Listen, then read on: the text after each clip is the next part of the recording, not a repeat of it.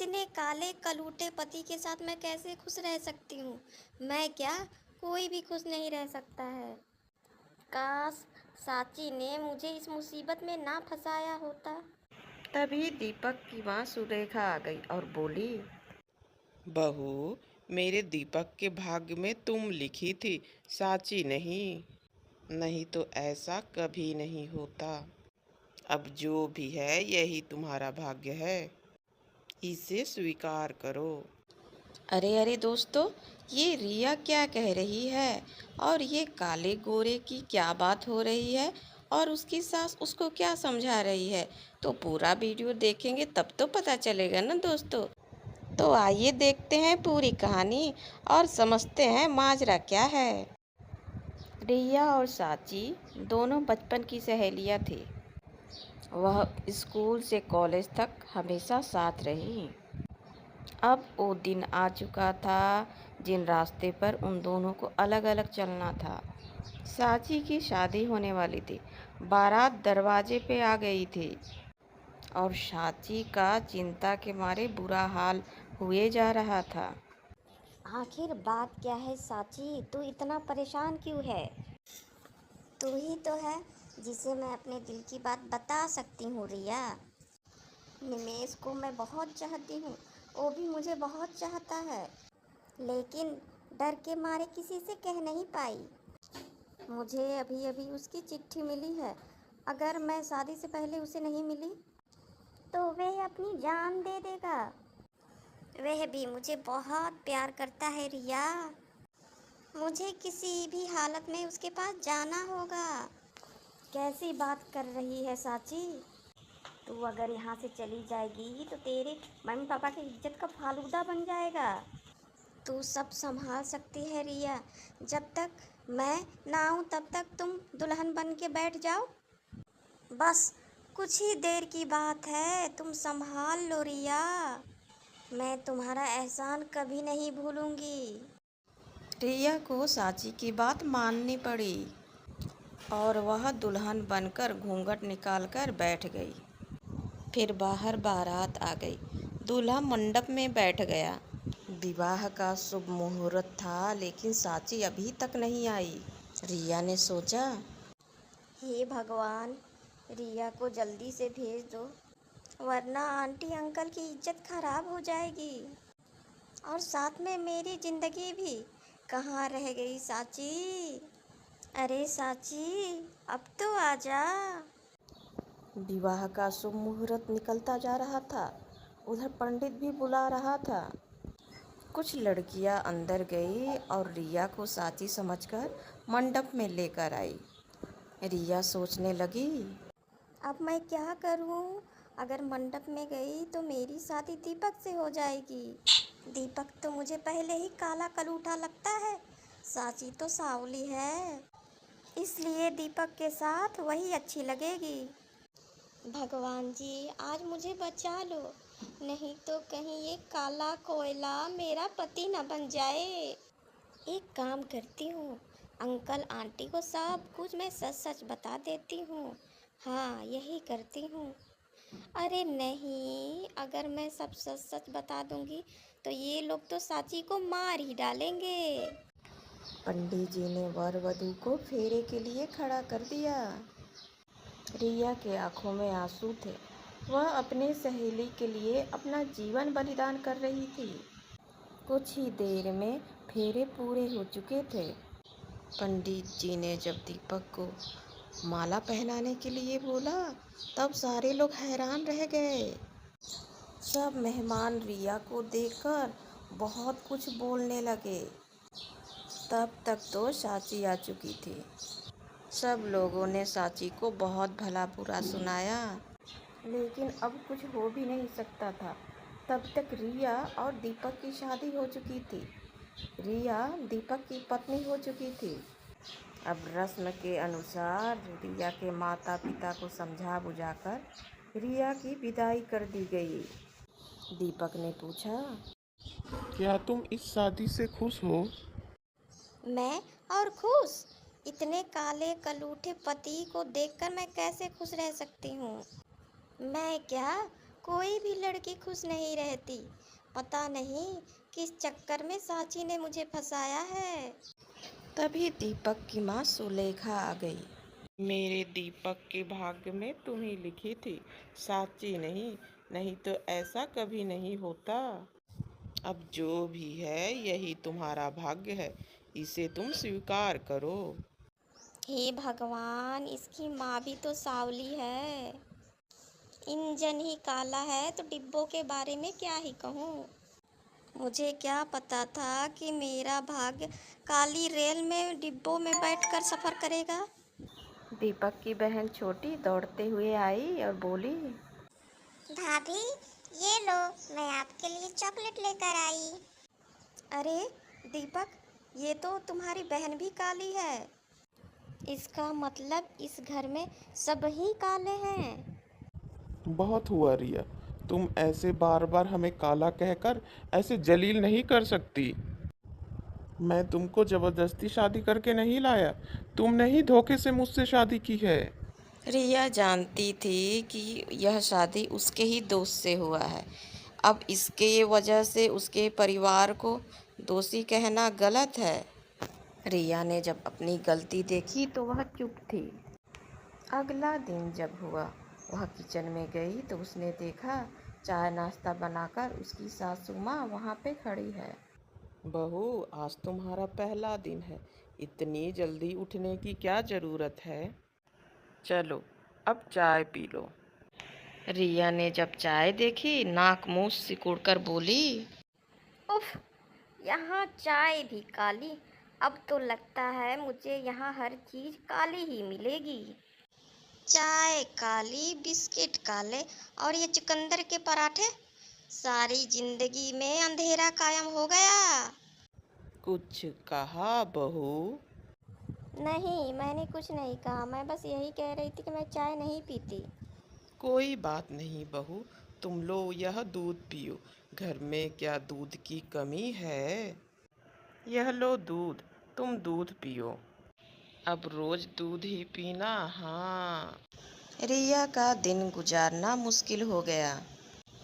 वह जल्दी से जल्दी इन काले लोगों से निकलकर घर जाना चाहती थी।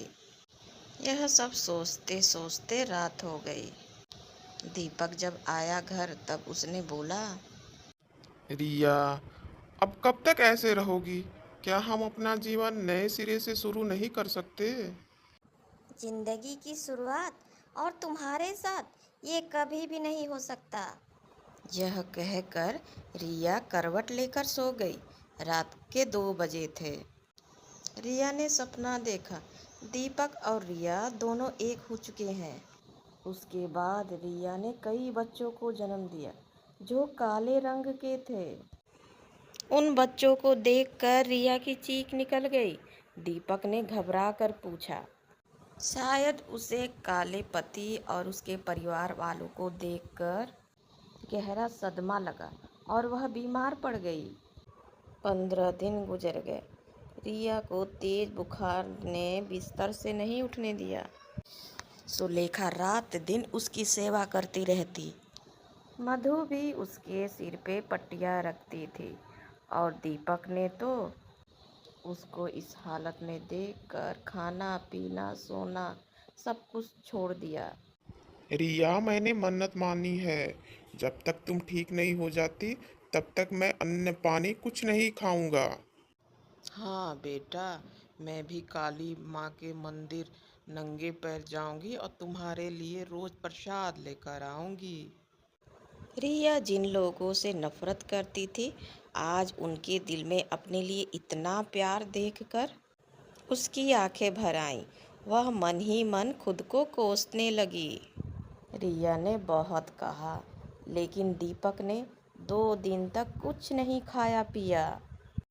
सुलेखा नंगे पैर जाके काली माँ के मंदिर से प्रसाद लेकर आई और रिया को खिलाया। रिया के हरकतों से शायद भगवान ही नाराज थे, क्योंकि प्रसाद खाने के बाद वह एकदम से अच्छी होती चली गई। अपनी सास के पैर में छाले देखकर रिया बहुत दुखी हुई और बोली, मैं बहुत गलत थी माँ जी। मैंने बस काला रंग देखा। मैं आपके दिल की खूबसूरती नहीं देख पाई। दीपक, 2 दिन भूखे रहने से तुम्हारा चेहरा कितना मुरझा गया है। मैं तो तुमसे नफरत करती थी और तुमने मेरे लिए सब कुछ त्याग दिया। कितनी बेवकूफ़ थी मैं जो तुम लोगों के प्यार को नहीं पहचान पाई। अच्छा हुआ जो साची तुम्हारे ज़िंदगी से चली गई और मैं आ गई, वरना इतना प्यार करने वाला परिवार मुझे कैसे मिलता।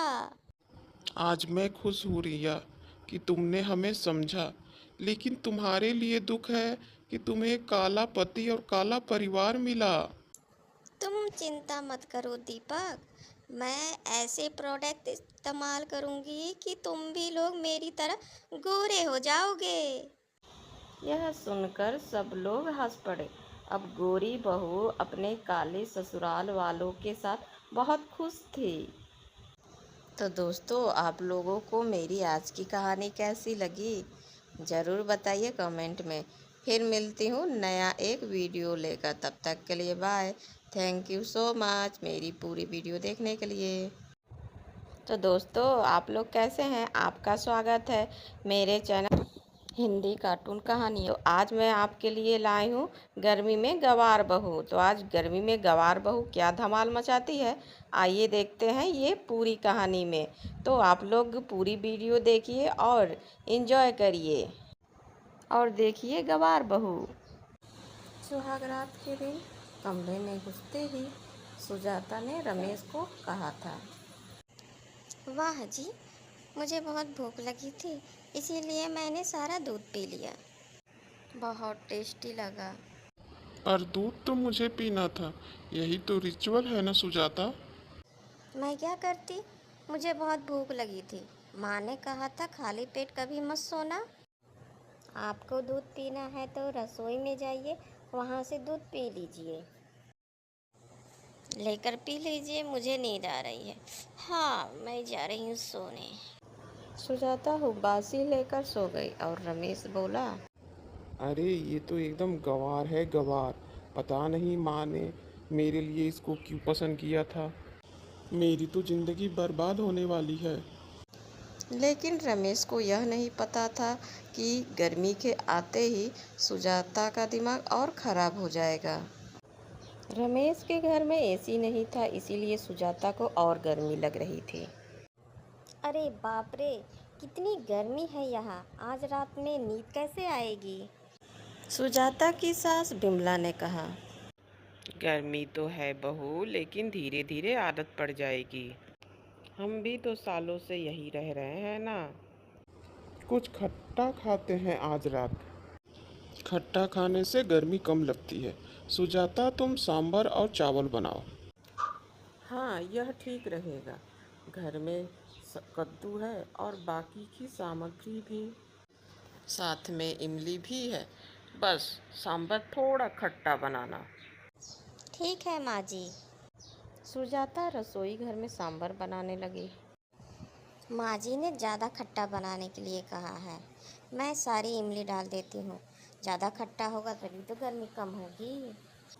रसोई में जितनी इमली थी उसने सारा डाल दिया और खट्टा बनाने के लिए उसने 10 नींबू भी निचोड़ दिए।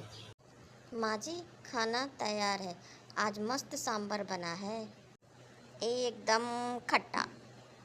हाँ यार सुजाता, खुशबू तो अच्छी आ रही है। पर खुशबू से टेस्ट का पता थोड़ा ही न चलता है। सभी खाने के लिए बैठ गए और पहला निवाला लेते ही रमेश ने और बिमला ने थूक दिया। थू थू थू। अरे बहू, ये क्या इतना खट्टा। थू थू थू। ये क्या, ये तो जहर बन गया है, जहर। इतना खट्टा कोई बनाता है? आप ही ने तो कहा था जितना खट्टा बनेगा गर्मी कम लगेगी, इसीलिए बहुत खट्टा बनाया कि गर्मी लगे ही ना। अरे मुझसे गलती हो गई मेरी माँ, मुझे माफ कर दे।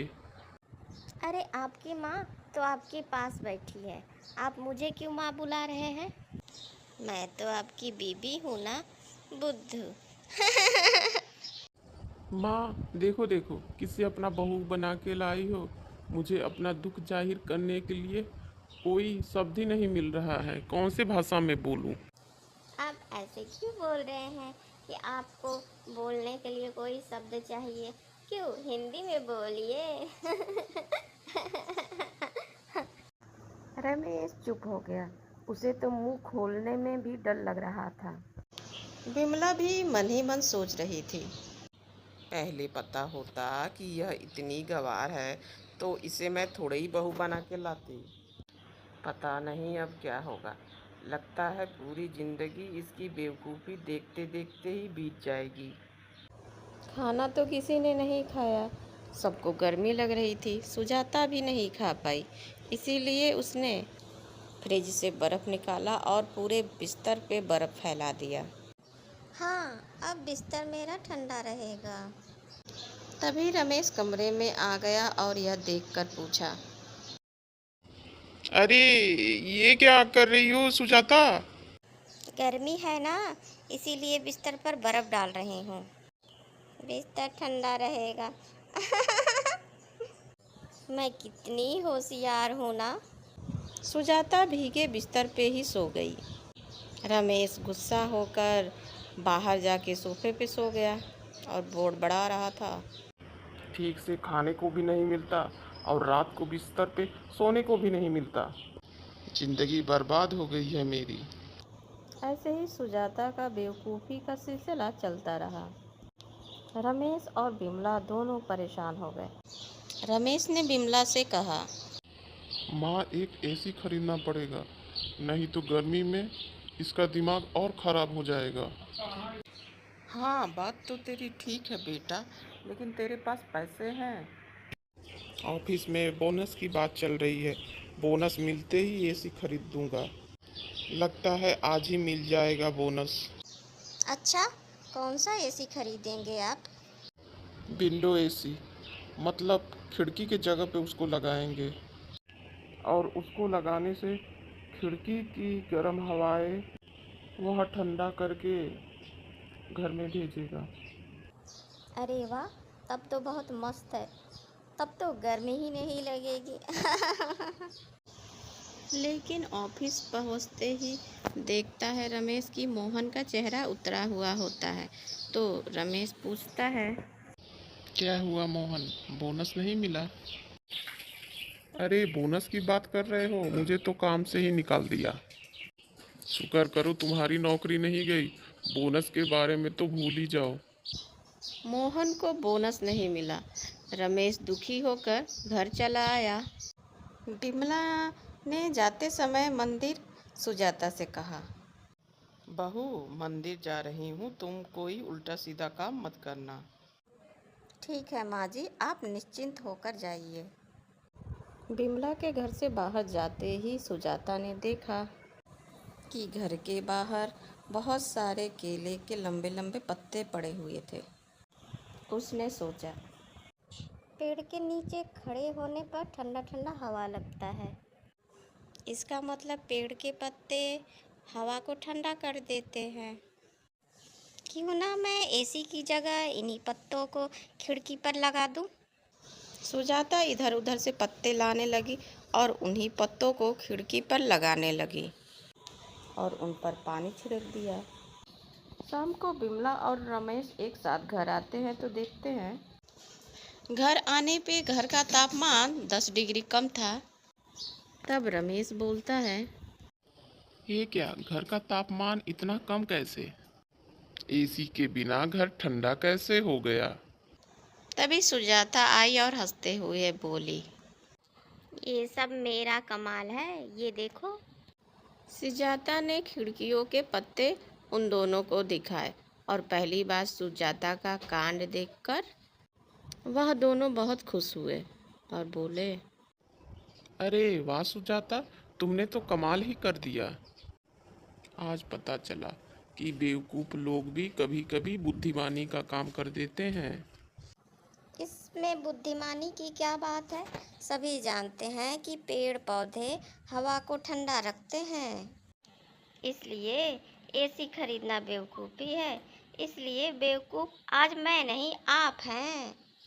सुजाता के बात में दम तो था। चारों तरफ पेड़ पौधे और फूल पत्ते कितने जरूरी हैं। ये सुजाता जैसी गवार बेवकूफ़ ने ही समझा दिया। इसके बाद वह सभी नेचुरल हवा में अपनी गर्मी बिताने लगे। तो देखा दोस्तों, सुजाता भी कितनी चतुर थी, लेकिन उसको सब बेवकूफ़ बताते थे। तो आज की कहानी आपको कैसी लगी ज़रूर बताइए कमेंट में। फिर मिलती हूँ नेक्स्ट वीडियो में, तब तक के लिए bye. Thank you so much.